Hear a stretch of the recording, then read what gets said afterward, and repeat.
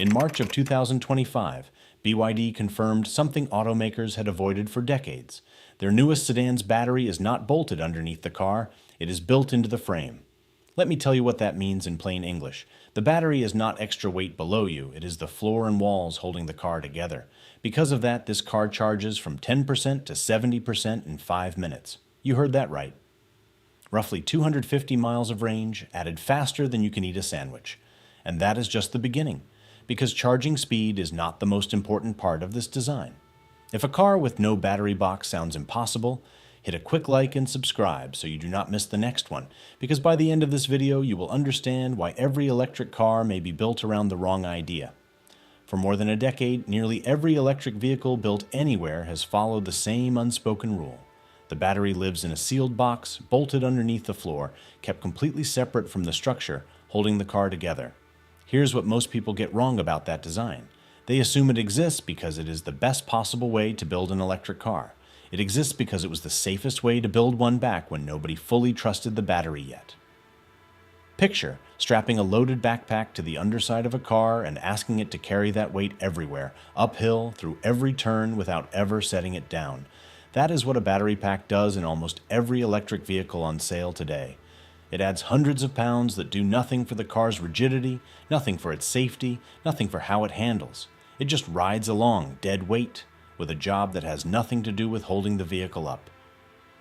Engineers at manufacturers worldwide accepted that trade-off on purpose. A supplier could build the pack on its own timeline while the automaker built the rest of the car around it, the two meeting only at the very end of the assembly line. Crash standards from bodies like the International Organization for Standardization were written around exactly this separation, treating the battery as a contained unit that had to survive an impact, not a structural member that helped absorb one. That decision created a quiet, compounding problem nobody advertises. A heavier battery box means a heavier car. A heavier car needs more energy to move itself, so the automaker adds an even bigger battery to hit the same range figure, which adds more weight on top of what was already there. It is a cycle working against itself, one every electric vehicle maker on the planet has been quietly fighting for years. And the cost shows up the moment you actually own one of these cars. Charging stops that stretch past half an hour at a public station, real-world range that falls short of the sticker number the moment winter arrives. Cold mornings where the same fast charger that filled the battery in 25 minutes in August now needs closer to an hour, because the chemistry inside slows down and the car spends its own energy keeping the pack warm enough to accept a charge at all. None of that was a flaw in any single company's engineering. It was the accepted cost of a box under-the-floor architecture the industry had quietly agreed was simply how electric cars had to be built. But agreement is not the same as necessity. And in a rented battery factory on the other side of the world, one company had already spent 30 years refusing to accept the box was the only option. In 1995, a chemist named Wang Chunfu rented a single room in Shenzhen and started building rechargeable batteries for mobile phones. Nobody in the auto industry was paying attention because nobody had any reason to. This was a phone parts company, one of hundreds competing in a market nobody considered glamorous. But that rented room taught Wang something the entire car industry had not yet learned. He studied every layer of a battery cell, every chemical reaction inside it, every single way it could fail, until failure itself became something his team could predict and design around. When that company, BYD, moved into building cars in the early 2000s, it did not think like a car company sourcing a battery. It thought like a battery company that happened to be building a vehicle around its own cells. This distinction sounds small. It is not. Here is the detail that puts everything into perspective. Most people assume BYD was a car company that got lucky with batteries. It was a battery company that never stopped being one. By 2020, that identity produced a bet the rest of the industry called a step backward. BYD committed its future to lithium iron phosphate, a battery chemistry most competitors had already abandoned for storing less energy than newer alternatives. They said the same thing about that chemistry that they once said about flash memory replacing spinning hard drives. Too weak, too limited, a compromise nobody serious would choose. We all know how that ended. BYD looked past the energy ceiling and saw what the chemistry actually offered: real safety margins, a longer working life, and a lower cost to manufacture at scale. So they rebuilt the cell itself from nothing. flat, blade-shaped cells, packed edge to edge with almost no wasted space between them. No bulky module casings. No extra boxes wrapped around clusters of cells for protection. Just dense, efficient energy storage laid out like tile on a floor. Then they proved it in public. BYD drove a fully loaded truck weighing over 40 tons straight across a blade battery pack. It did not catch fire. It did not leak. It barely dented. Wang said his goal was to remove the words spontaneous combustion from the electric car conversation entirely. The part nobody covers is what happened next. The blade battery was a genuine breakthrough, and it was still underneath everything, just a box. A better box, a safer box, but a separate component bolted beneath the floor like every other battery in every other electric car on the road. The real break, the one that would flip the entire blueprint upside down, had not happened yet. And once it did, the box would not just get better, it would disappear entirely. Every electric vehicle on the road today is built the way you would build a room around a piece of furniture that can never be moved. The battery goes in first, bolted beneath the floor, and every other part of the car gets designed around it afterward. Engineers accepted that constraint because nobody had seriously asked the question underneath it. What if the furniture did not have to sit still? What if it became part of the room itself? Think about your own skeleton for a second. Your bones are not just cargo. Your body happens to carry around, they hold you upright, absorb the shock of every step you take, and make every single movement possible in the first place. BYD asked what would happen if a battery pack did the same job for a car, structural, load-bearing, doing two things at once instead of one. Here is what makes this genuinely extraordinary. Instead of building a separate battery box and then bolting it beneath the cabin floor, BYD made the top surface of the blade cells the actual floor of the passenger compartment. You are not sitting on top of a battery anymore. You are sitting on the battery. The cells become part of the skeleton, spreading impact forces across the frame the same way steel beams spread load through a building. The engineers measured what that change actually did to the car using a torsional stiffness test, standardized by the Society of Automotive Engineers, the kind that measures how much a chassis twists under load. The result, roughly 70% greater rigidity than BYD's previous architecture, a number that puts this ordinary electric sedan in the same stiffness category as luxury cars costing several times more, vehicles that reach those numbers only through exotic materials and expensive hand-built engineering. BYD got there without spending more, by refusing to accept that the battery had to be dead weight riding along for the trip. That single change did more than improve one test number on a spec sheet. A stiffer structure corners better. It resists vibration better. It feels more planted and solid at speed, the same way a well-built building feels steadier in wind than one thrown up cheaply. And because the battery is now woven into the frame instead of hanging beneath it, a serious impact has to fight through the very structure the car depends on to survive, not just a thin metal box protecting cells with nowhere else to go. None of that explains why this car can add 250 miles of range in 5 minutes. A stiffer, safer structure is one half of an answer. The other half was a problem that sounds almost backward. How do you make a battery pack safer by removing the very shielding that used to protect it? Making the battery structural solved one problem and immediately created another. If the cells themselves are now load-bearing, holding up the floor and absorbing crash forces, how do you still protect them and keep them cool without wrapping them back in the same heavy casing you just spent years removing? Then came the detail that changed the entire calculation. BYD's engineers asked a question that sounds backward on its face. What if removing the protective casing entirely was the thing that made the pack safer, not less safe? It sounds like it should not work. That is exactly why it does. Every layer of packaging around a traditional battery box exists to protect the cells and manage their temperature, but that packaging is dead space, material doing a job that contributes nothing to storing energy. BYD's engineers let the structure of the car itself take over that protective role, the same beams and panels that already carry crash loads, so the packaging could simply be deleted rather than replaced. And this is the number nobody talks about. Engineers who worked on this will tell you this detail rarely makes it into the public reporting. Roughly 76% of the entire battery system's volume is now actual energy-storing cell, not casing, not wiring channels, not cooling housing wrapped around clusters of cells. In a traditional boxed battery, a much smaller share of that same physical space ever stores usable energy. The rest is scaffolding. That is why the range figures on BYD's newest models push past 600 miles on a single charge. Not because engineers crammed in a bigger battery, because the battery that was already there finally uses almost every cubic inch of its own footprint for actual energy instead of the material built to protect it. Removing weight that used to do nothing for range also means removing weight the car no longer has to drag around at every red light and every highway on-ramp. Less structural packaging means a lighter car for the same stored energy. A lighter car needs less energy to move itself in the first place. Less energy needed means more of what is stored actually turns into miles on the road. The result is a battery pack that is simultaneously safer, lighter, and denser than the box under the floor design it replaced. Three outcomes that used to be a trade-off triangle where improving one meant sacrificing another. Two mechanisms, proven and measured on their own, do not yet explain how a car charges this fast in the real world. Structure and density solved what happens inside the battery. The far harder problem was what happens the moment thousands of these cars pull up to a charger at exactly the same time. A structural battery that charges fast in a lab is one achievement.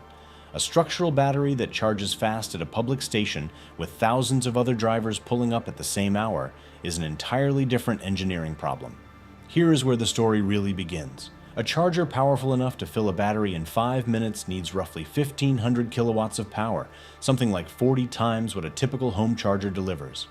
Pull that much electricity straight from the grid at thousands of stations simultaneously, and you risk destabilizing the very power network the stations depend on. That is exactly why ultra-fast public charging has stalled almost everywhere else.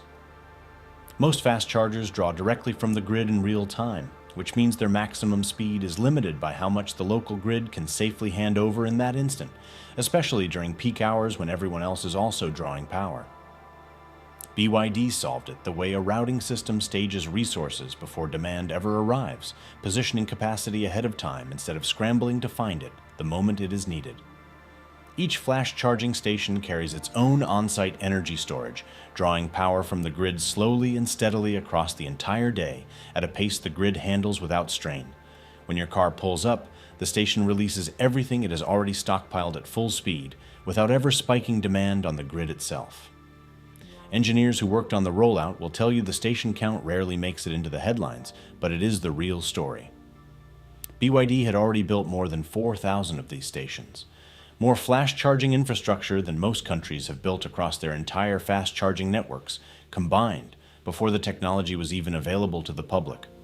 The company's stated target is 20,000 stations nationwide by the end of 2026, enough that a driver in almost any major city would rarely be more than a few minutes from one.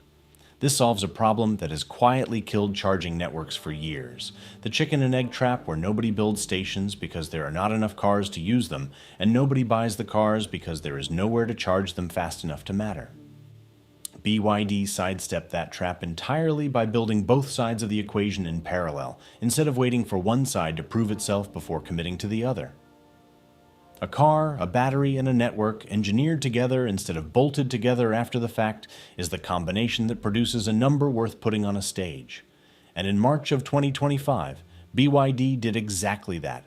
Here is the honest picture, because a number this big deserves scrutiny before celebration.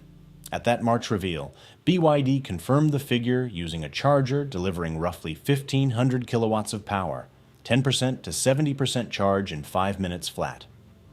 In the CL08, one of BYD's flagship sedans, that 5-minute window adds about 250 miles of driving range, shorter than most people spend scrolling their phone after waking up in the morning. You heard that right, 250 miles, 5 minutes. That is not a top-up. That is a full trip's worth of range, restored in less time than a coffee order takes to arrive at the counter. Compare that to what most drivers still deal with today. Public fast chargers routinely take 30 to 40 minutes for a meaningful top-up, and that number assumes mild weather and a charger that is not already shared with someone else's car ahead of you in line. 5 minutes does not feel like an improvement on that number. It feels like a different category of technology entirely. Now think about winter, because cold has always been the quiet killer of electric vehicle enthusiasm. At minus 22 degrees Fahrenheit, cold enough to snap a door handle if you pull it wrong, BYD says charging from 20% to 97% takes only about 3 minutes longer than it does at room temperature. 3 minutes, not 30. That gap exists because thermal management is now built directly into the structure of the pack itself, keeping the cells in their working range even when the air outside is genuinely brutal. The flagship carrying this technology in its fullest form, the Yangwang U7, is rated under Chinese testing standards for well over 620 miles on a single charge. Real-world figures will run somewhat lower depending on driving style, terrain, and weather, and right now the 1500 kilowatt network capable of delivering this speed is concentrated almost entirely within one country. Neither of those caveats erases what was proven here. They simply mark where the frontier currently ends, for now. If watching a car add 250 miles of range in 5 minutes just changed how you think about charging, the part still ahead is going to be even harder to believe. Hit subscribe so you're there when we cover it. Charging time and winter range, the two most stubborn arguments against switching to electric, both solved by the same design decision. What remained was the question every engineer in the industry was now quietly asking about their own roadmap and what it would actually take to catch up. Step back from one company's flagship sedan for a moment, because the real consequence of this breakthrough was never about a single car. Charging time and cold weather range have been the two most stubborn behavioral barriers standing between electric vehicles and mainstream adoption everywhere they are sold. The International Energy Agency has flagged both factors repeatedly as the leading reasons drivers hesitate to switch, ahead of price, ahead of styling, ahead of almost everything else. A structural approach that solves both at once does not just improve one company's product. It resets the baseline every manufacturer is now measured against. That reset extends well past passenger cars. The same structural principle scales directly into delivery vans, city buses, and stationary battery storage used to stabilize power grids in buildings. The physics that lets a sedan's floor double as its battery works just as well in a vehicle 3 times the size. The number that most coverage of this story misses entirely is that several competing manufacturers have already confirmed their own structural battery programs are now in active development. But matching the car was never going to be the hard part. Adoption elsewhere requires more than copying a design. It requires the charging infrastructure to match it, the on-site storage stations, the manufacturing capacity for blade-shaped cells at scale, and years of accumulated engineering knowledge about how those cells behave under real-world stress.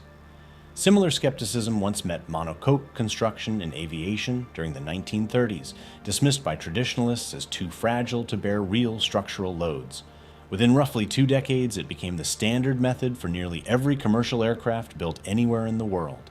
That history matters here because the genuine advantage BYD holds is not a single patent someone else can license around. It is 3 decades of manufacturing knowledge about how battery cells fail, accumulated one rented room, one product cycle, one hard lesson at a time.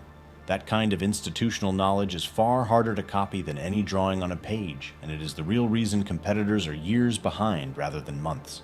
The ceiling that just moved was a technical one, not a political one. It moved because someone finally asked whether the battery had to be a separate component at all, and then spent 30 years building the manufacturing discipline to prove the answer. And if the structure and the charging speed are only half of this story, the chemistry inside the cells themselves is the other half. I already covered exactly that in a separate video on the solid-state battery breakthrough that may finally end range anxiety for good, and what we found there is just as hard to believe as everything you just heard. Zoom out from the sedan, the charger, and the stiffness numbers for a second, and here is what this actually changes. For as long as the electric car has existed, the battery has been treated as a component, something you buy, something you bolt in, something the rest of the car has to be designed around. What just happened in that reveal was not an improvement to that idea. It was the end of it. The battery stopped being a part you install and became the vehicle itself. Structure and energy storage collapsed into a single object, doing 2 jobs where there used to be 2 separate parts doing 1 job each. That shift matters far beyond one flagship sedan sitting in a showroom.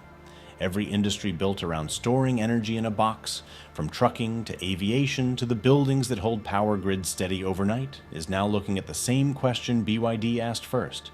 Does the container have to be separate from the thing it contains, or was that only ever a habit nobody had gotten around to questioning? If you made it this far, you now understand more about how this technology actually works than most people who will ever watch that reveal clip online. You know why the box under the floor existed in the first place, why lithium iron phosphate was dismissed before it was vindicated, why removing protective casing made a battery safer instead of weaker, and why a charging network needed its own hidden reservoir of stored energy before any of this could work at scale. Here is what was actually proven. Structure, density, and charging speed are not three separate problems that each need their own separate solution. They are one problem, solved once, by refusing to accept that a battery has to be a box in the first place. Every driver frustration this video opened with, the long charging stops, the range that shrinks with the seasons, the anxiety of watching a percentage climb too slowly in the cold, traces back to that single design assumption. And that assumption just proved itself wrong. If this changed how you think about what an electric car even is, hit that like button and subscribe so you never miss what comes next. Now I want to hear from you in the comments. If a 5-minute charging station opened near you tomorrow, is that alone enough to make you switch to electric, or does the battery still need to prove itself over years on the road before you would trust it with a real road trip? I genuinely want to know which side of that argument you land on.